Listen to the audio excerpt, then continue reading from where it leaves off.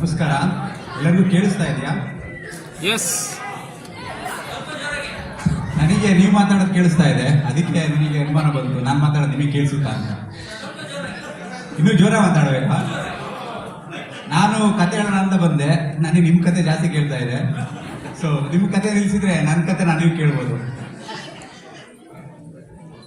ಶುರು ಮಾಡ್ಕೊಳ್ಳೋಣ.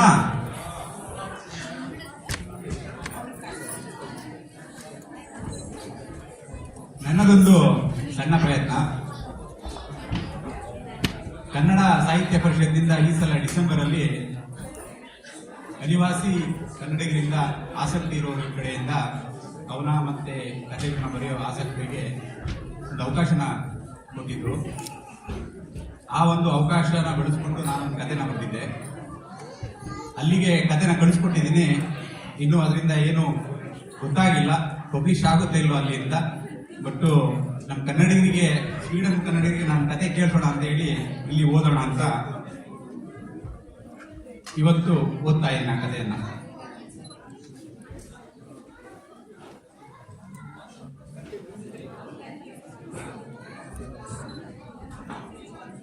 ನನ್ನ ಕತೆ ಶೀರ್ಷಿಕೆ ಬಂದು ನೆನಪು.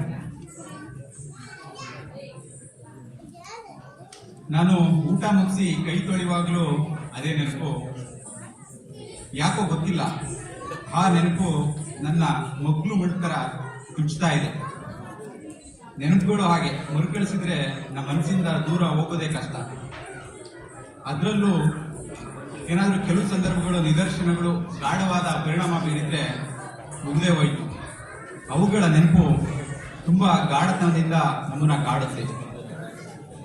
ಅದರಿಂದ ಆಚೆ ಬರುವುದೇ ಕಷ್ಟ. ಅದು ತನ್ನ ಸುರುಳಿಲಿ ನಮ್ಮನ್ನ ಸುತ್ತಿಸ್ತಾ ಇರುತ್ತೆ. ಮಾಡಿದ ಕೆಲಸಕ್ಕೆ ಕರ್ಮದ ಫಲ ಬೇರೆ ಆದ್ರೆ ಅದರಿಂದ ಆಚೆ ಬರೋದೇ ಒಂದು ಸಾಹಸ ಯಾತ್ರೆ. ಊಟ ಮಾಡಿ ಕೈಯೊರೆಸಿಕೊಂಡು ಆಚೆ ಬಂದು ಕುರ್ಚಿ ಮೇಲೆ ಕುಳಿತುಕೊಂಡೆ. ನನ್ನ ಗಮನ ಹಾಗೆ ಹೊರಗಡೆ ತಿರುಗಾಡೋ ಕೋಳಿ ನಾಯಿಗಳ ಕಡೆ ಹೋಯಿತು. ಅವುಗಳ ಜೊತೆ ಅಲ್ಲೊಂದು ಇಲ್ಲೊಂದು ಗುಬ್ಬಚ್ಚಿ ಕೂಡ ಹಾರಾಡೋದು ಕಾಣಿಸ್ತು. ಅವುಗಳ ಚಿವುಗೂಡೋ ದನಿನೇ ಕೇಳೋಕೆ ಚೆನ್ನ.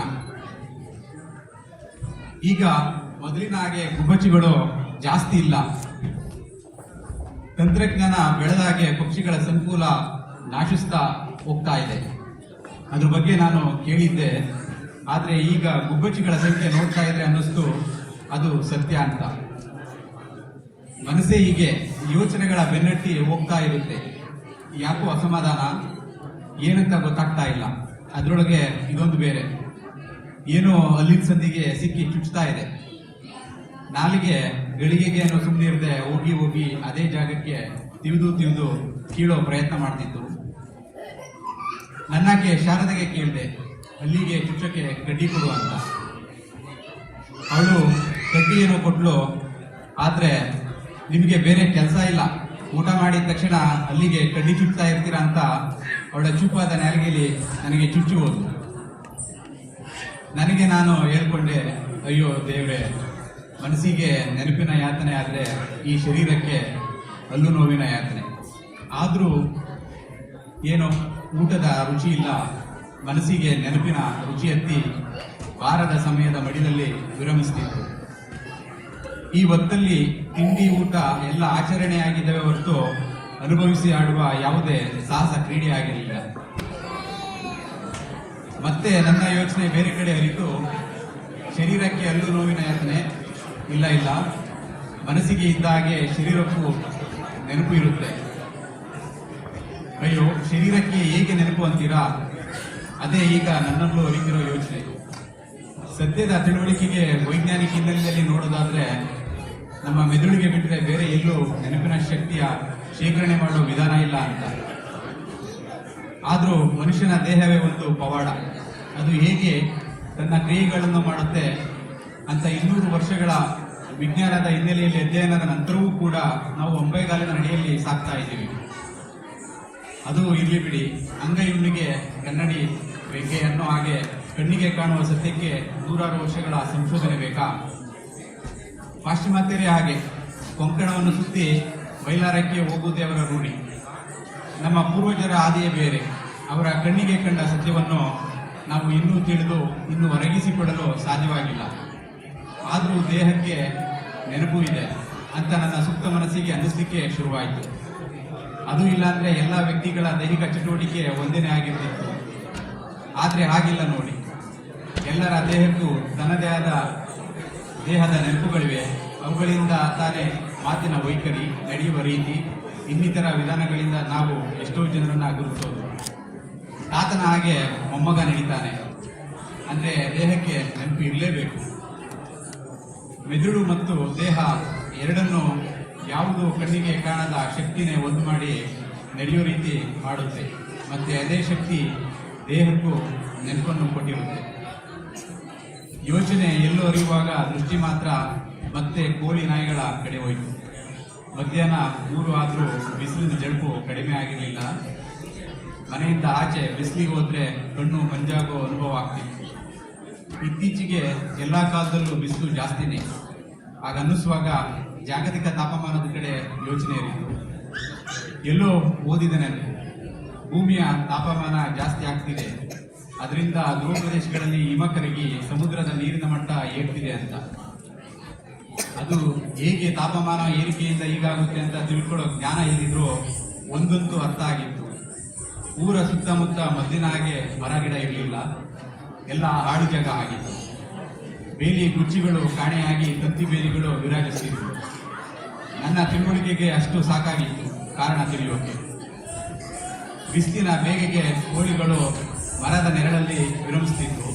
ಅಲ್ಲೊಂದಿಲ್ಲೊಂದು ನಾಯಿಗಳು ಮಾತ್ರ ಮನೆಯ ಸೂರಿನ ನೆರಳಲ್ಲಿ ಮಲಗಿ ನಿದ್ರೆ ಮಾಡ್ತಿದ್ವು. ಮಗ ಭರತನಿಗೆ ಒಳಗೆ ಮಡದಿ ಊಟ ಮಾಡಿಸ್ತಿದ್ದು.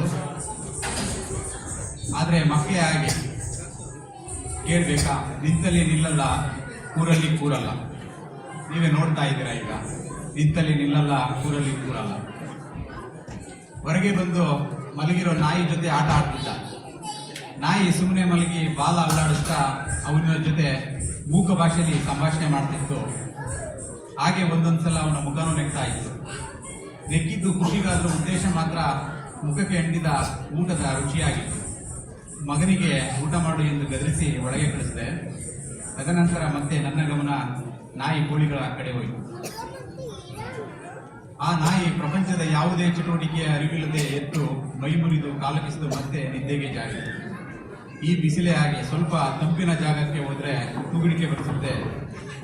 ಅದರಲ್ಲೂ ತಂಪು ಎಲೆಗಾಳಿ ಬೀಸಿದ್ರೆ ಕೇಳಬೇಕಾ, ನನಗೂ ಸ್ವಲ್ಪ ನಿದ್ದೆಯ ಜೋಂಕು ಏರ್ತಾ ಇತ್ತು. ಆದರೆ ನೆನಪು ನನ್ನನ್ನು ಎಡೆಬಿಡದೆ ಕಾಡ್ತಾ ಇತ್ತು. ಕೋಳಿ ನಾಯಿಗಳು ನೋಡು, ಯಾವುದೇ ನೆನಪಿಲ್ಲ, ಯೋಚನೆ ಇಲ್ಲ. ಹೊಟ್ಟೆ ತುಂಬಿಸುವ ಕೈಯಲ್ಲಿ ಬಿಟ್ರೆ, ಮಾಸಗಳ ಚಕ್ರದಲ್ಲಿ ವಂಶಾಭಿವೃದ್ಧಿ ಬಿಟ್ರೆ ಇನ್ನೇನು ಯೋಚನೆ ಇಲ್ಲ. ಸುಖ ಸುಮ್ಮನೆ ತಿರುಗ್ತಾ ಇರ್ತವೆ, ಯಾವುದೇ ಮನೆಯನ್ನೆಲ್ಲ ಹೋಗ್ತಾ ಇರ್ತವೆ. ಇದೇ ನೋಡಿ ಮನುಷ್ಯನಿಗೂ ಮತ್ತು ಪ್ರಾಣಿ ಪಕ್ಷಿಗಳಿಗೂ ಇರೋ ವ್ಯತ್ಯಾಸ. ನೆನಪು, ಭಾವನೆ, ಪ್ರೀತಿ, ಪ್ರೇಮ, ವಿಶ್ವಾಸ, ಸಂಬಂಧ ಎಲ್ಲ ಮನುಷ್ಯ ಪ್ರಾಣಿಗೆ ಮಾತ್ರನೇ ಅನಿಸುತ್ತೆ. ನಾನು ತಿಳುವಳಿಕೆ ಇರೋ ಪ್ರಾಣಿನೇ ಅಂತ ಅರಿವಾಯಿತು. ಅದಕ್ಕೆ ಅಲ್ವಾ ನನಗೂ ನೆನಪು ಕಾಡ್ತಾ ಇರೋದು, ಬೆಂಬಿಡದ ಬೇತಾಳನ ಹಾಗೆ. ಕಂಪನಿಯ ಎಲೆಗಾಳಿಗೆ ನನಗೆ ತೂಕಡಿಸಿದ ಅನುಭವ ಆಯಿತು. ಅದು ನನ್ನ ಗಮನಕ್ಕೆ ಬಂದರೂ ನೆನಪಿನ ಆಳದ ಗಾಢತೆಗೆ ತೂಕಡಿಕೆಯೋ, ನೆನಪು, ವಾತ್ಸವೋ, ವರ್ತಮಾನವೋ, ಭೂತಕಾಲವೋ ಅಥವಾ ಕನಸೋ ಎಂದು ನನಗೆ ಅರಿಯದೆ ಯಾರೋ ಚಲಾಯಿಸುವ ವಾಹನದಲ್ಲಿ ನಾನು ಪ್ರಯಾಣಿಕನಾಗಿದ್ದೆ. ನನ್ನ ಸ್ಥಿತಿ ಈಗ ಯಾರೋ ನಿರ್ಧರಿಸುವ, ಯಾರೋ ಆಡುವ, ಮತ್ತೆ ಯಾರೋ ಗೆಲ್ಲುವ, ಸಾಧಿಸುವ ಆಟದಂತಾಗಿತ್ತು. ಭೂತಕಾಲದ ಘಟನೆಗಳೇ ಆಗಿ ಸಿಹಿ ಅಥವಾ ಕಹಿ ಘಟನೆ ಆದರೂ ನಮ್ಮನ್ನು ಅವುಗಳ ಸುಳಿಗೆ ಕರ್ಕೊಂಡು ಹೋಗ್ತವೆ. ಇವಕ್ಕೆ ಭೇದ ಭಾವ ಇಲ್ಲ, ಒಳ್ಳೆಯದು ಕೆಟ್ಟದ್ದು ಇಲ್ಲ. ನಮಗೆ ಗೊತ್ತೋ ಗೊತ್ತಿಲ್ಲದೇನೋ ನಡೆದು ಸುಖ ದುಃಖ ನೋವು ನಲಿವು ಕೊಡ್ತಿದ್ವು. ಎಲ್ಲವನ್ನು ಯಾವುದೇ ಪಕ್ಷಪಾತ ಇಲ್ಲದೆ ನೆನಪಾಗಿ ಶೇಖರಣೆ ಮಾಡಿಕೊಂಡು ಮತ್ತೆ ಅದಕ್ಕೆ ಬೇಕಾದಾಗ ಮರಿಕಳಿಸುತ್ತೇವೆ. ಸಹಜವಾಗಿ ನಾವು ಒಂದು ಘಟನೆಗೆ ಪ್ರತಿಕ್ರಿಯಿಸಲು ಅರೆಕ್ಷಣದಿಂದ 1 ಕ್ಷಣ ಸಾಕು.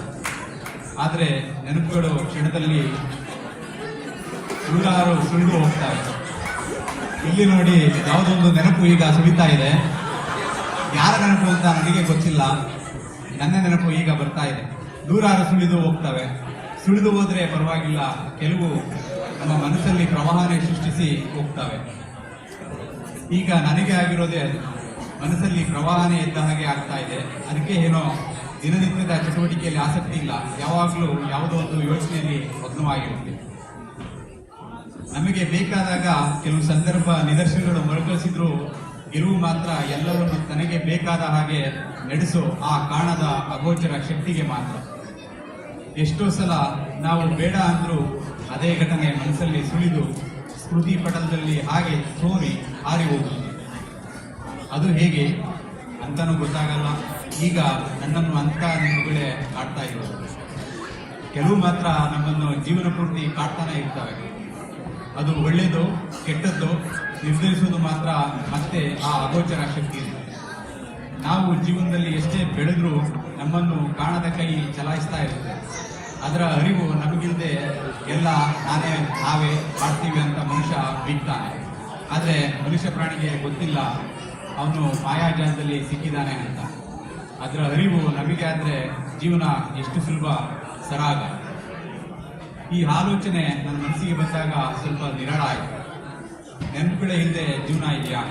ನಮ್ಮ ಜೀವನ ನೆನಪುಗಳ ಸರಮಾಲೆ ಅಲ್ವಾ? ಜೀವನ ಚಕ್ರ ನಡೆಯೋದು ನೆನಪಿನ ಹಾದಿಯಲ್ಲೇ. ನಿಮಗೆ ನೆನಪು ಇಲ್ಲ ಅಂದ್ರೆ ಏನಾಗುತ್ತೆ ಸ್ವಲ್ಪ ಯೋಚನೆ ಮಾಡಿ. ಈಗ ಮತ್ತೆ ನೆನಪು ಸುಳಿದು ಸ್ಟೇಜ್ ಮೇಲೆ ಬಂದ್ರು ನೋಡಿ. ಯಾರೋ ನನ್ನನ್ನು ಜೋರಾಗಿ ಕೂಗಿ ಕರೆದ ಹಾಗೆ ಆಯ್ತು.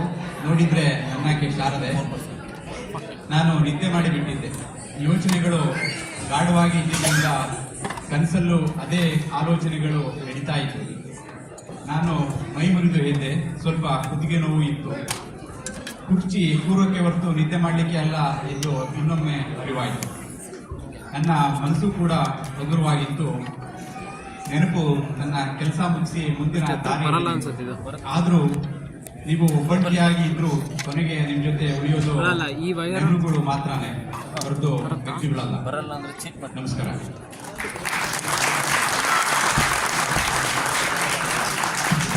ಜೋರಾದ ಚಪ್ಪಾಳೆ. ನಮ್ಮದೇ ಭಾಷೆಯಲ್ಲಿ ತಮ್ಮ ವೈಜ್ಞಾನಿಕ ಬೆಳವಣಿಗೆಗಳು ನಮ್ಮ ದೈನಂದಿನ ಜೀವನದಲ್ಲಿ ಹೆಂಗೆ